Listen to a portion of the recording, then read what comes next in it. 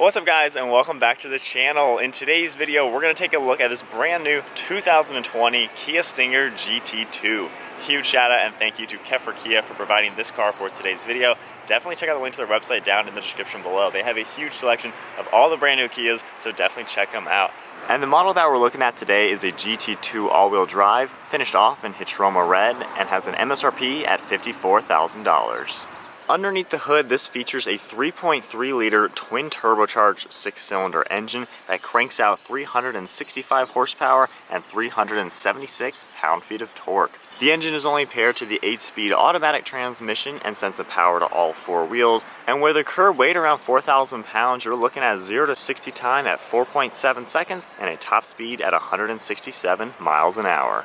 And running on a 15.9 gallon fuel tank, you can expect to get 17 miles per gallon in the city and 25 out on the highway. The overall length is 190.2 inches with a wheelbase at 114.4. The width is 63 inches with an overall height at 55.1.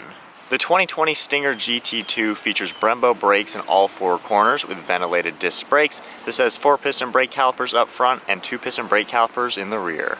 The 2020 Stinger has some fantastic body lines all around with a very sleek design. This has the traditional Kia-shaped grille up front, finished off with black chrome trim. We also get a forward-facing camera and a sensor in the front portion of this grille. The lower grille has a massive opening for the front-mounted intercooler to provide cooler air to the engine. You can see more of this black chrome trim all around it. And then we have functional inlet ducts on each side of the front bumper, not only giving it an aggressive design, but it also helps direct air through the bumper and out around the front wheels. You'll notice 4 parking sensors up front and then LED headlights with LED daytime running lights in them as well. And we get a lot of bold lines all around the front end, giving it an aggressive design. The front bumper flows very nicely to the hood. You can see the Kia badge up front and then 2 different trim pieces on the sides of the hood, which have a really cool look, and then a sharp body line on the furthest sides. And then as we make our way to the side profile of the Stinger, you can see more of the sleek body lines. The chrome trim you get on the side mirrors, as well as the trim around the windows, has a great look. We also have body colored door handles, and then more of this black chrome trim in the front portion of the fender. It's very nice to see how this is another functional vent to relieve the pressure in the front wheel arches. Very nice how it ties in with the one you get in the front bumper. And then you get more sleek body lines on the side of the Stinger, and you can tell as you get to the rear end, this has that fastback design. Very cool design overall for this car, just gives it a sporty appearance. And then the 19-inch two-tone wheels have a great contrast against this red color body. We can also get a better look at the brighter red Brembo braking system, and all the lines flow together very nicely to give the Stinger a proportional sporty appearance. And then finishing up in the rear end of the Kia Stinger, you can see Stinger written out in the center of the rear deck lid in a very nice scripted font. We have GT logo on the right side as well as the all-wheel drive badge. These are LED taillights. They go all across the rear end, giving it an aggressive look. I really like how clean everything looks.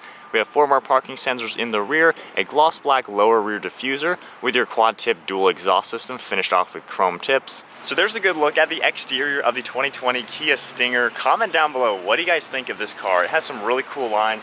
I really love the overall design. So now let's make our way to the interior. This key fob is super cool. The lock button is at the top, giving it a really cool look. Just hit that with your thumb, car locks up, the power mirrors fold down. Then to unlock it, we can tap the button on the side, or just walking right up to it, grabbing the door handle and pressing the button, unlocks, and the mirrors will fold out as well. And now we can get a great look at the interior. This Stinger has an all black leather interior, and as we start off with the door panel, you can see some nice black leather along the side here with some stitching above. We have some good padding right here for your armrest with some silver trim. All of the window controls as well as your mirror controls and lock and unlock. We have a grab handle right here finished off with the silver trim. A nice brushed aluminum piece up here with your release handle as well as the memory seats and part of the speaker system. We get a little bit of storage down below as well as one of the speakers. And then moving inside, we have an aluminum trim piece on this door sill. All of the power controls are on the side of the seat. We also get some smooth leather and contrast stitching as well as perforated leather in the centers. Very nice design. They look very premium, very comfortable already. Large side bolstering and a really good look at the seats with GT embroidered up top. And then now inside, keeping my foot on the brake, we can go ahead and start it up.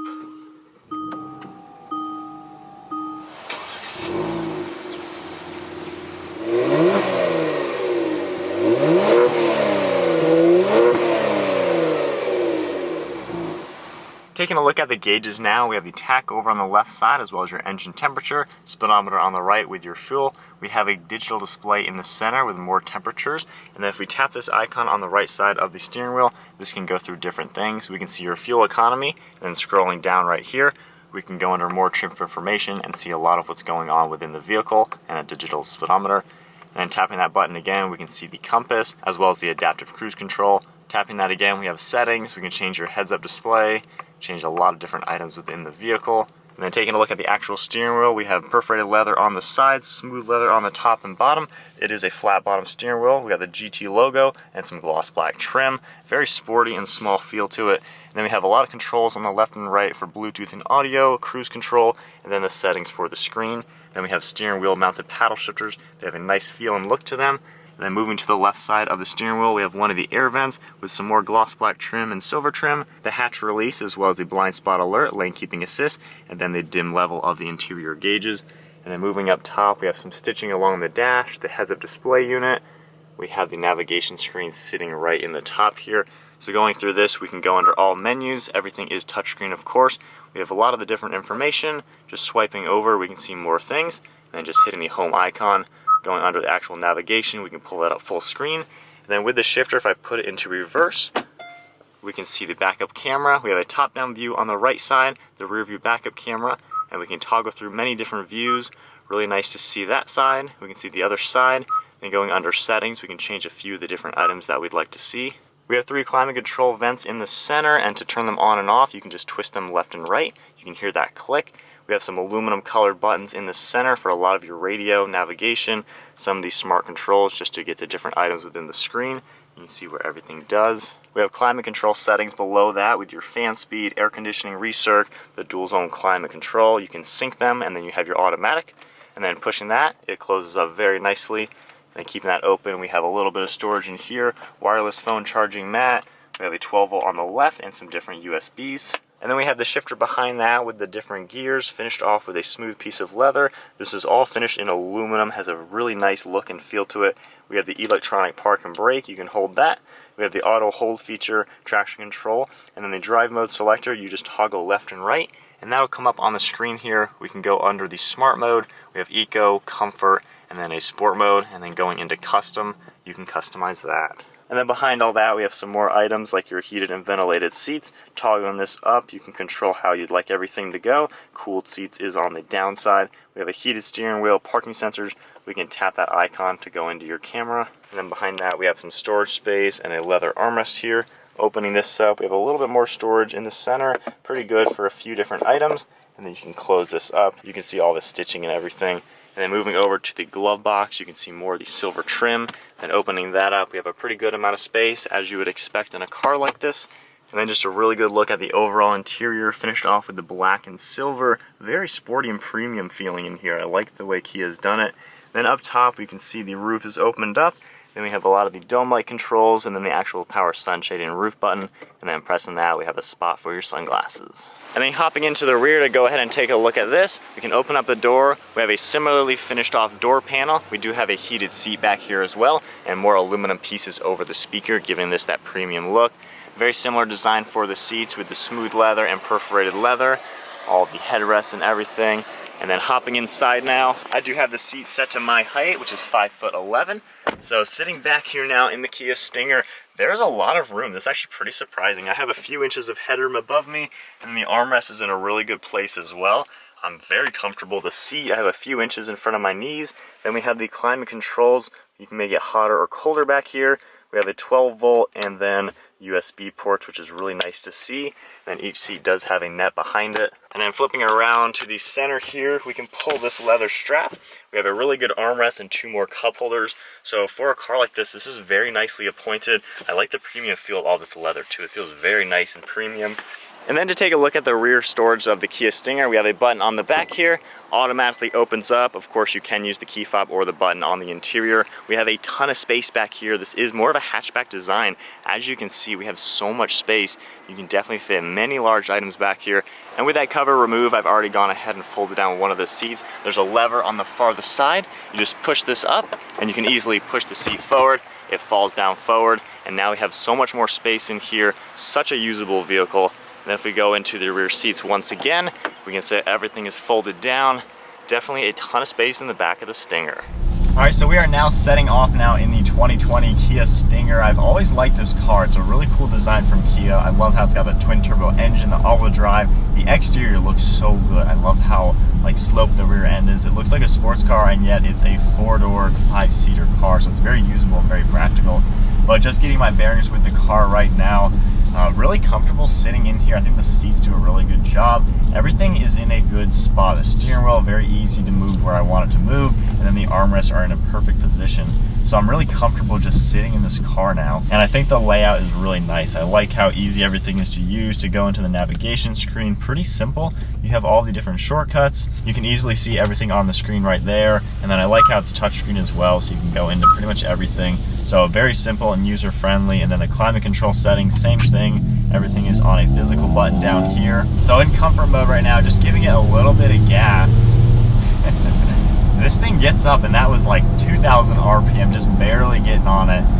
But already you can tell this car has some power to it, which is really nice. And then as we come to a stop or a slower turn now, nice sharper turn, the bolsters in the seat do a really good job holding you in place. That is really nice to see. These are actually pretty large for a car like this. This is more geared towards luxury, and yet it's got a lot of the sports car in it. It's really Kia's answer to a luxury sports sedan. So then getting back and going, we're gonna go into the sport mode. Wow, throttle response is instantly way more aggressive. It's revving out the engine just a little bit more to give it better response, but that is night and day difference. So just in sport mode drive, just giving it a little bit of gas, wow. As soon as you touch the gas, the throttle response kicks right in. Back into comfort mode, the whole car actually just felt like it toned down. Wow, yeah, the throttle response is much less now in comfort mode. And then let's go to eco mode. So eco mode, very conservative, of course. Way less throttle response. This, of course, is for highway cruising, just to save gas and to be very efficient. But if we keep it in sport mode, because that is more fun. So in drive, looks like we just tap a paddle. That puts us into manual mode. So this 8-speed is very quick to respond. Wow, that actually is some torque. Oh my gosh, that was like 50 to 60 by just barely touching the gas.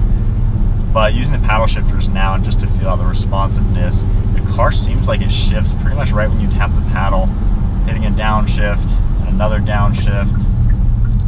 That is pretty nice. So we'll get to second gear and just get a little bit of a taste of it. Wow. Oh my gosh. That is quick. Wow, that was like 20 to 50 without even thinking. This really feels like it's on par with some of the European rivals, which I think is what Kia did when they made this car. They wanted it to compete with like a 3 Series Sport, or maybe like a Mercedes C-Class or something along those lines, maybe an Audi 5 Series. So this has that type of power performance. Sometimes you're getting cars that are trying to be quick, trying to have power, and you can just feel that you're wringing out the engine all the time, and they just don't feel that planted and that stable. But this car, I am not noticing that at all. It feels very planted. Taking some turns, you know, there's just a little bit of body roll. You can feel the weight transfer just a hair, but really nothing crazy. And then the power delivery, being a 6-cylinder engine rather than a little 4-cylinder, I like how they've gone that route, because you actually get a healthy motor that produces some torque and power and really just feels natural and feels normal. But wow, let's do just a quick little acceleration. Nothing too crazy, of course. Wow, that is just an effortless acceleration, and that's half throttling it. That is incredible. I was not expecting that. I knew these were pretty quick cars, but that's something else. That is exciting to see. Then if we go back down into comfort mode now, just back to normal driving, looks like we have a dead end road, so we're gonna do a 3-point turn. Let's see how maneuverable this is. Being all-wheel drive, sometimes it's a little compromised. But with that backup camera and everything, I love the top-down view. I can really see where I am. This is a really tight road, but I like how I can tell if I'm going off the curb. So very good to have that type of camera system. And looks like I will make the turn on this one. So for a very tight road like that, that is super nice. The camera did a fantastic job. And then just overall driving, it is very quiet and comfortable in here. I've noticed even going over, we got some loose gravel on the road right now. and I don't hear anything kicking up. I don't even hear the rain or anything like that. This car feels very insulated and isolated from what's going on around you. It feels like a very solid premium car. And you know, this is $54,000, so it's not just a lower price point entry-level vehicle. This is some money for a car, so you better be getting something really nice. And I feel like you're actually getting something that feels just on par with the European rivals. It feels extremely solid and stable, very comfortable. And there's definitely a big difference between kind of the economy cars and then the more premium vehicles. Hands down, this doesn't have the economy feel in it whatsoever. This just feels very solid and stable. And right now, the suspension is also doing a really good job just absorbing all of the bumps. I can see all the lines in the road, but I'm not feeling anything transferred to me, so I like that feeling. So I like how you definitely get some good refinements in the Stinger. It feels like a solid, premium, luxurious car. And then back into sport mode, and we'll go back to manual as well. It's a cool car. It's got a lot to offer. The brakes, these Brembo brakes do a really good job just coming to a stop like that. I can feel some G's pulling me down. And then for overall visibility, windshield does a good job. The mirrors seem to do a really good job letting me see what's going on around me. Looking over my left shoulder and right shoulder, you have a really good view out. They've done a good job putting the glass where you need it. You still get that low-slung coupe appearance to the outside, but it doesn't sacrifice interior visibility. And then the materials you're touching, the leather on the steering wheel feels really nice. The shift knob, everything you feel, it feels pretty solid. So I like how it's actually a nice premium car. Has some performance. I was not expecting the acceleration. That is very nice. But the overall acceleration, performance, and braking seems really good. We have a little twisty turn now. We'll see how some tighter turns feel. Pretty stable. There is a little body roll. I'd say that's the only downfall. You can just feel the weight a little bit, but nonetheless, though, pretty stable. But I think that is about going to wrap it up for the Kia Stinger GT2. Once again, huge shout out and thank you to Keffer Kia for providing this Stinger for today's video. This is a nice car. It's crazy what you get, and Kia's just been killing it the last 10 years. And the Stinger, kind of their flagship vehicle, you get a lot of the European refinements and fun factor. It feels like a solid car. It's got some power to it, amazing amenities and luxury features to it, and a really good look all around. So hard car to argue with, but hope you guys enjoyed today's video. If you want to see more car reviews, comment down below, film more car review videos, and we will be sure to keep them coming. But give the video a huge thumbs up, smash that subscribe button, and I'll see you guys next video.